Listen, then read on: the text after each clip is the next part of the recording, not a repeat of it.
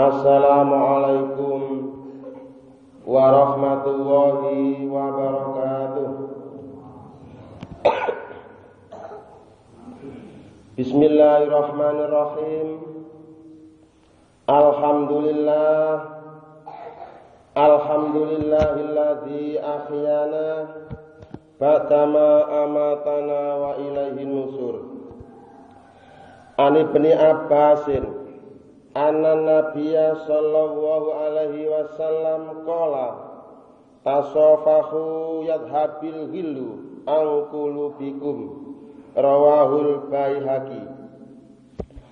Artosipun An Ibni Abbasin utawi hadis menika saking Ibnu Abbas anna Nabiyya satemene Nabi sallallahu alaihi wasallam kala wis dawuh sapa Nabi, tasafahu pok salaman sira kabeh, yadhab mergo salaman iku iso ngilangi al-ghillu, yaiku iso ngilangi rasa dendam. Salaman iku iso ngilangi rasa benci. Angkulu bikum sangka ati sira kabeh. Rawa wis ngriwayatna hu ing hadis Al-Baihaqi sapa Imam Al-Baihaqi. Para bapak, para ibu hadirin kaum muslimin jamaah salat subuh ingkang minulya. Saderenge hadis menika kula jelasaken, perlu kula informasikan dumateng para jamaah. Bilih saben-saben kula pidato sing kados ngeten niki kula rekam ngangge alat HP, termasuk urutan nomor 50. Esuk iki selama kurun waktu poso pendak poso angger pidato mesti kula rekam sehingga menghasilkan data file.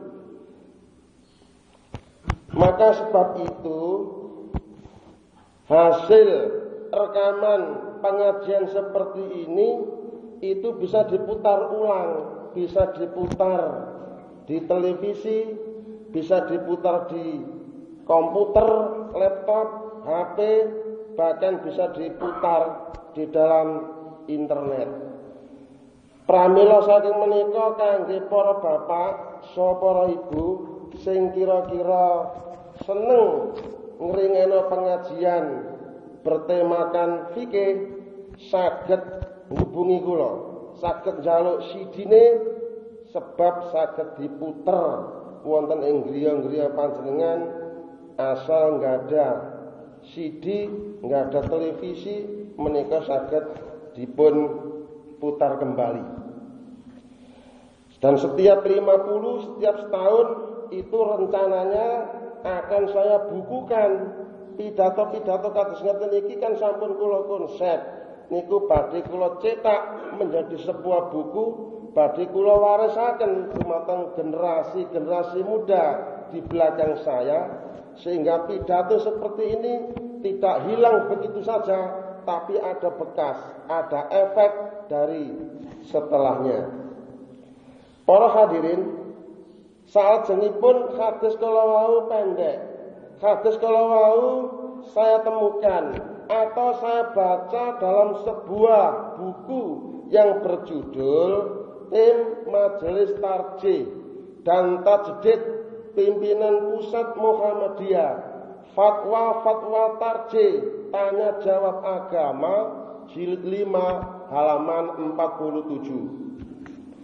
Di dalam buku tersebut ada pertanyaan begini: apa ada dasar hukumnya berjabatan tangan setelah sholat sunat atau setelah sholat wajib? Sepertinya pertanyaan ini pernah diperdebatkan oleh mubalek ngembok di dalam masjid ini. Ada yang mengatakan boleh, ada mengatakan itu bid'ah. Karena bagian saya adalah materi fikih, maka ini dunia saya untuk menelaah, meneliti, mengkaji masalah ini biar kita punya pemahaman dan pengalaman setelah apa yang kita terapkan dalam ibadah sehari-hari. Sebab prakteknya setelah sholat sunat atau setelah sholat wajib, kadang-kadang kita itu ada yang salaman, berjabatan tangan. Itu status hukumnya seperti apa dalam dunia fikih, maka harus dijelaskan secara ilmiah. Para hadirin, Majelis Tarjih dan Tajdid pimpinan pusat Muhammadiyah menjawab pertanyaan kalawau sebagai berikut. Berjabatan tangan atau bersalaman antara sesama muslim itu adalah perilaku yang dianjurkan oleh agama bagi umat muslim, yaitu laki-laki dengan laki-laki dan perempuan dengan perempuan, sebagaimana hadis yang diriwayatkan oleh Al-Baihaqi dari Ibnu Abbas tersebut di atas. Nah, secara umum hadis menika punya pengertian sebagai berikut, bahwa bersalaman atau berjabatan tangan adalah merupakan perbuatan yang dianjurkan untuk dilakukan sesama kaum muslimin. Laki-laki dianjurkan berjabatan tangan dengan laki-laki, dan wanita dianjurkan berjabatan tangan sesama wanita. Jika perbuatan itu dilakukan, maka dampaknya atau efeknya itu bisa menghilangkan rasa dendam, bisa menghilangkan rasa benci, yang berarti dengan bersalaman dan dengan berjabatan tangan itu bisa menumbuhkan rasa kasih sayang dan bisa menumbuhkan rasa saling menyintai sesama orang Islam. Anjuran bersalaman atau anjuran berjabatan tangan dalam hadis ini tidak dibatasi oleh waktu dan tempat serta peristiwa tertentu. Oleh karena itu, kita dapat melakukannya ketika pagi, kita bisa melakukannya ketika siang, ketika sore, malam, ketika berdiri, ketika duduk, ketika berbaring, ketika diam atau berjalan, mukim atau musafir, ketika bertemu atau ketika berpisah, ketika dalam majelis atau ketika di luar majelis, atau saat kapan saja kita boleh bersalaman atau boleh berjabatan tangan, termasuk juga ketika setelah sholat, baik itu sholat sunat maupun setelah sholat wajib. Apa sebabnya? Sebab setelah sholat itu termasuk ruang lingkup hal yang umum. Berarti menurut konteks ini, berjabatan tangan setelah sholat itu tidak ada masalah, alias boleh-boleh saja. Dalam dunia fikih, berjabatan tangan atau bersalaman setelah sholat itu masuk ranah khilafiyah. Khilafiyah itu berbeda pendapat dengan menggunakan dalil atau dasar hukum sendiri-sendiri. Berjabatan tangan setelah sholat itu ada yang mengatakan bahwa perbuatan itu adalah sunnah, karena dalil tentang bersalaman itu bersifat umum, maka berlaku untuk umum pula. Kapan saja kita boleh bersalaman, tidak dibatasi waktu dan tempat, termasuk setelah sholat juga boleh, karena umum. Tapi di sisi lain, berjabatan tangan setelah sholat, itu ada yang berpendapat bahwa perbuatan itu termasuk perbuatan yang bid'ah. Apa itu bid'ah? Bid'ah itu mengada-ngada. Nabi gak ngono, apa kok ngono? Itu bid'ah. Kapan tidak ada dikatakan bid'ah? Karena bersalaman setelah sholat itu tidak ada tuntunan yang jelas dari Nabi. Tidak ada contoh dari Nabi perihal berjabatan tangan setelah sholat. Bagi yang mengatakan bid'ah, ialah karena Nabi tidak memberi contoh secara rutin bahwa setiap selesai sholat beliau berjabatan tangan dengan para sahabat.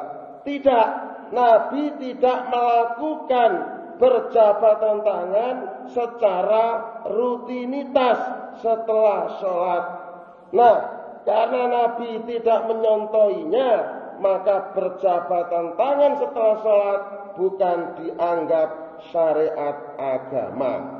Sekali lagi, secara rutinitas Nabi tidak melakukannya.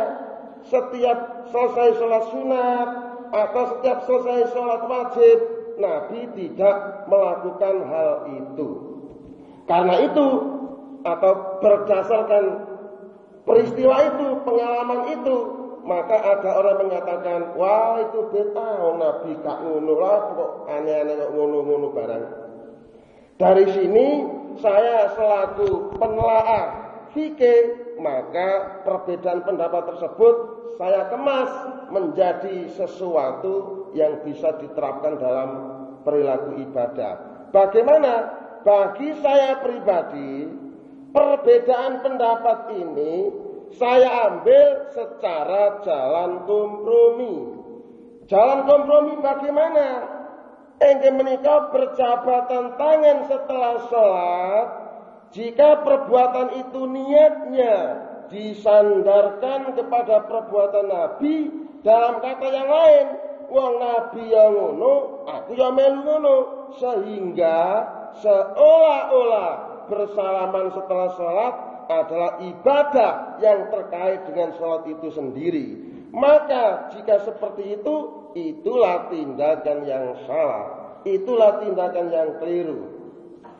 Tapi nek kapan berjabatan tangan setelah sholat, niate seje, senajan Nabi gak nyontoni, tapi dampake iso nimbulno rasa persaudaraan, dampake iso nimbulno rasa kecintaan terhadap sesama muslim, maka boleh-boleh saja.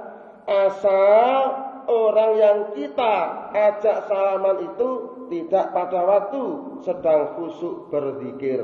Nek kapan sing diajak salaman itu sedang khusyuk berzikir, biarkan khusyuk dengan zikirnya, jangan diganggu dengan bersalaman atau berjabatan tangan. Kesimpulannya, salaman ya kenek, gak salaman ya kenek, tergantung niate dewe-dewe. Kanggone sing salaman aja sampai duweni pikiran mergo Nabi yang ini, aku yang ini. Kanggone sing gak salaman aja sampai duweni pikiran mergo ngono iku dilarang oleh Nabi. Aku dhewe kadang-kadang ya salaman, kadang-kadang ya gak, tergantung situasi dan kondisinya. Itu hal yang sunat saja. Inilah paparan saya secara ilmiah perihal berjabatan tangan setelah sholat. Mudah-mudahan bisa kita pahami dan kemudian bisa kita terapkan dalam praktek ibadah kita sehari-hari. Sekian, terima kasih dan wassalamualaikum warahmatullahi wabarakatuh.